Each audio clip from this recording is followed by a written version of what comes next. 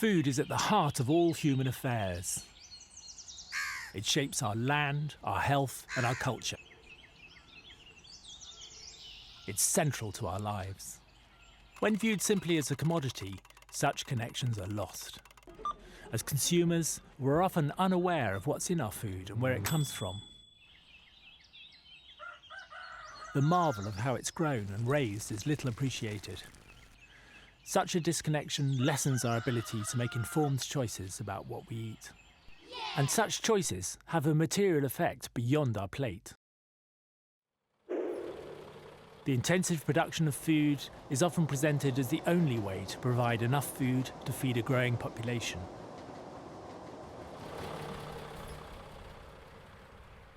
Yet we already produce enough food to feed 14 billion people, 40% more than the maximum population predicted by the UN. Meanwhile, the growing of crops and rearing of animals on an industrial scale is causing biodiversity loss, carbon emissions and pollution, inhumane treatment of animals, antibiotic resistance, and the degradation and loss of soil. All these pressures threaten our ability to produce good food in the future. But there is another way. Counterintuitively, scaling back, not scaling up, provides a model for agriculture that can feed everyone with good food on this planet forever. Small, often mixed farms founded on ecological principles grow food and manage land in step with nature. Such an approach is increasingly taking root in the UK, drawing inspiration from the past, as well as employing new ideas. A way of farming that cares for the land and the environment, provides good jobs and reconnects people with their food. An enlightened agriculture.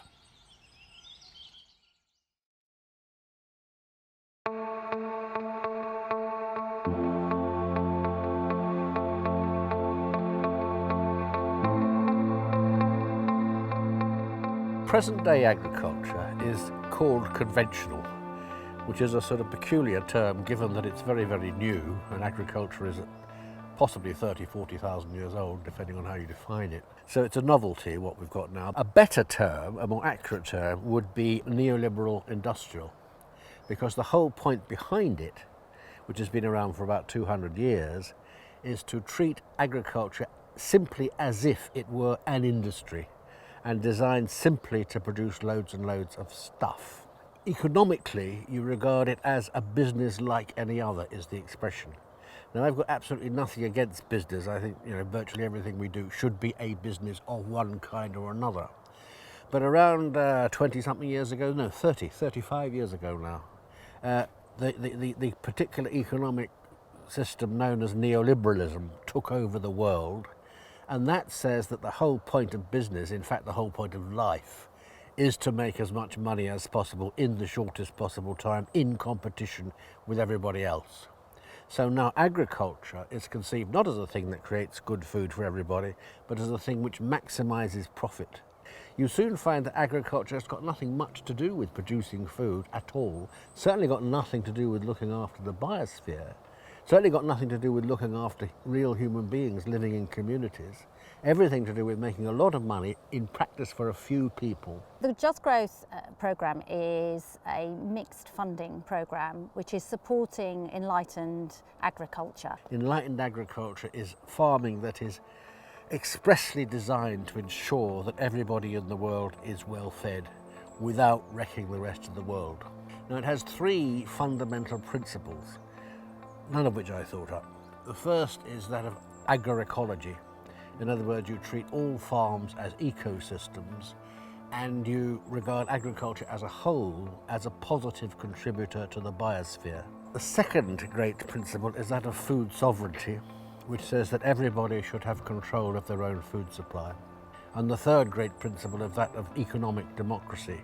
Basically, it's a variation on the theme of social democracy, in other words, a mixed economy, etc., etc., but genuinely geared to the well-being of people and the well-being of the biosphere, as opposed to being geared to the simple creation of wealth and profit, which basically finishes up with a few people. So enlightened agriculture, all we've got to do is to make that work. For me as a social investor, I'm less interested in the financial return. Of course, I'd like my money back. I'd like to get some interest on it perhaps, but I'm much more interested in using my money creatively to make a change in society. And that is called social impact. So it's the change you're trying to achieve, how to measure it, how to manage it, and how to increase it. The fact is that we all need to eat food, and so that's a really good basis for building an enterprise on.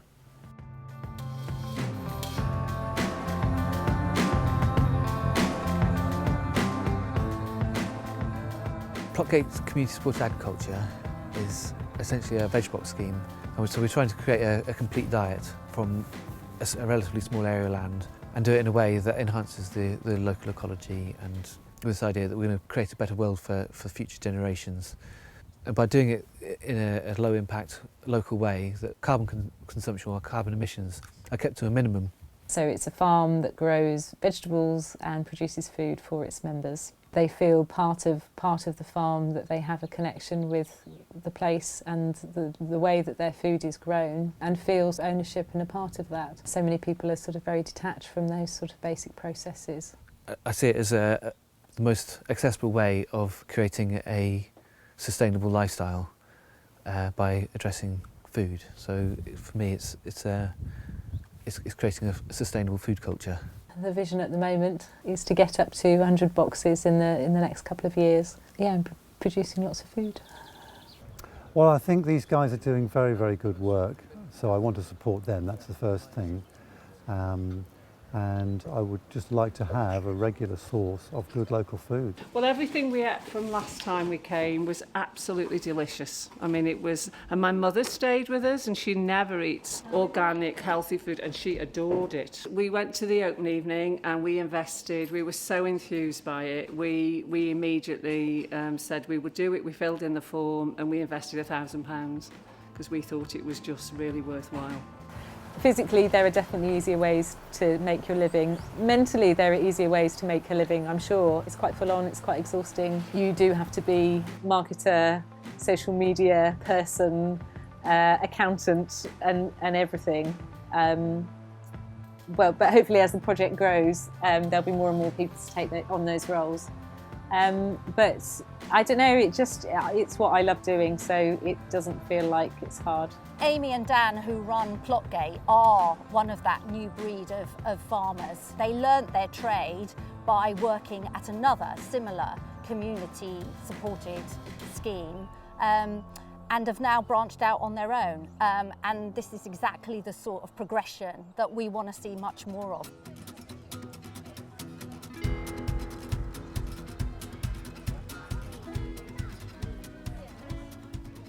Sokka Def is a company, a community benefit society that is an umbrella organisation that holds this land project in good stead and allows other micro-industries, rural industries to start benefiting from this space. We have Hempen Farm, which is a biodynamic initiative with pigs and chickens. We have Sacred Seed, a herbal initiative working with herbal medicines. We have willow growing and basket making workshops. We have nature education, and we have a biochar initiative. When I was doing my biodynamic training in 2007 to 2009, I met Roger. Roger's an investor of great things, and we became really good friends. And I showed him around this land and said, what if we were to able to secure this land for community in perpetuity and establish loads of little microcosms in here? Wouldn't that be an awesome thing? And one walk around here, he was sold, and he said, I'll invest, I'll buy the land, but you need to set up a social enterprise to make it happen. I took a gulp. I was like, I've never done that before. I didn't think I had particularly the skill set to do it, but we took a leap in the dark, and we trusted each other, and we just started to roll. I'm involved because I'm interested in things running beyond my lifetime. So it's not about me. I'm collaborating, I'm assisting other people fulfilling their dreams because they've got dreams and they need access to land, and I've been able to facilitate that. It's brought me so much happiness. That's the reason. Don't do it for any other reason but bringing happiness to yourself and some meaning, and watching young people grow. I just bumped into a young man here. He came here, he was a pretty raw kid, you know, pretty rough, constantly smoking. I just bumped into him, hasn't been here for 2 years. He looks like a Greek god, hasn't smoked. His life has completely turned around by him coming and volunteering with Phil. How does that work? So we know the world is in a crisis of sorts. This and other places like this are a resource that need to be shared. That's all. And then it just unfolds. I'm not leading it. None of these projects that I'm involved in, I'm not leading it. I'm just following along and enjoying the ride. Sacred Earth, for me, has been the opportunity for really cheap access to land, affordability, and community. You know, it kind of means that I have skills, or I'm learning skills in growing herbs. I don't have that many practical skills, and the other people that are here are helping me to fulfill those skills, fulfill those needs. And financially as well, if Sacred Earth didn't exist, my herb garden would probably be a much smaller space, or it would be an allotment, and it would probably be much more of a lonely experience. And that takes it away from the model that I'm trying to create, the herbal CSA model. It's a community model. It feels really important that people like Roger invest in places like this. He has the resources, we have the energy and the kind of enthusiasm and get up and do and act, and in some ways our team now is a group of change agents, so a group of sort of activists who are not experiencing burnout, they're experiencing empowerment and experiencing joy and life, and our families now growing amongst that, and other families are coming into that, and so they're our future shareholders, they're the people, they're the members that we're wanting to grow into this space. And ultimately, at the end of the day, if we don't do this, then what kind of legacy are we leaving the future generations? And that's a burning question for me. What's the legacy that we're leaving? One of the pleasures of my work is meeting all these really exciting people with their great ideas, trying to make them happen. And I find that journey they're going on really exciting, and I'm someone who will be enthused by them and want to help them. And I think in the food and farming sector, there are such interesting people, such interesting ideas.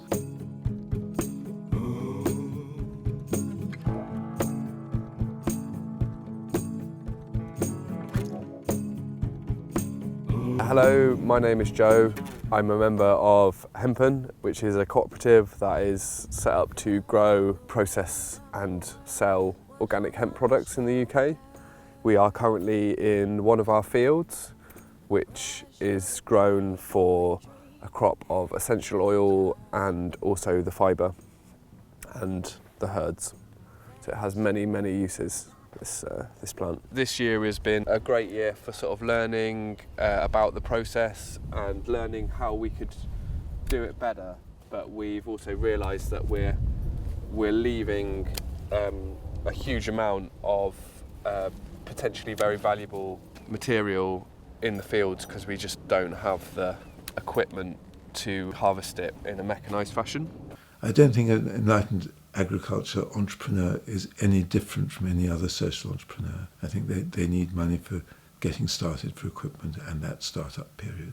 Historically, this sector, really struggles in terms of raising money, and as a result, it's been very grant dependent. This new strand of funding that I've not come across, where you're bringing community investment, loan, and grant money, for me, it's a bit more exciting than chasing grants and saying, "Please give us your money." We're really doing stuff. It seems like an old paradigm there. And a lot of those strands have disappeared. Now, this actually gives the opportunity for the community to invest. So that gives ownership. It gives us more of a drive because we need to pay back the loan. So we have an incentive to meet our financial requirements and have a profit rather than a loss. And it gives us a bit of security with support around grant, knowing that we're not just doing this alone. And I think that's really important, that we're not doing this alone. We feel supported by them. Sometimes you can be doing this and you're meeting resistance all over the place, and feeling supported as a human being is a really big criteria for us, and feeling part of a bigger picture. There's something, I call it the black hole, some people call it the valley of death. So when you get started, it's quite easy to get a start-up award or grant or whatever to get your project going. And for example, the foundations like Esme Fairbairn or the lottery give you money for 3 years to get going. And then at the other end, it's quite easy when you are so-called investment ready to get access to social investment, where people want a bit of security and a bit of return, but they need a proof of business and a business model. So somewhere in between, it's really difficult. And that's where we want to provide support to emerging ventures with loan finance. We need young farmers to get on board. They need support. They cannot do it alone. We need investors still to support stuff like this, but we need thousands of projects, farms like this. We have the vision, we have the farmers, we have the way of measuring the social impact, but what we need now is we need more social investors to come with us on this journey to create a whole new landscape for food and farming in the UK. So we need those people to join with us to create a new reality.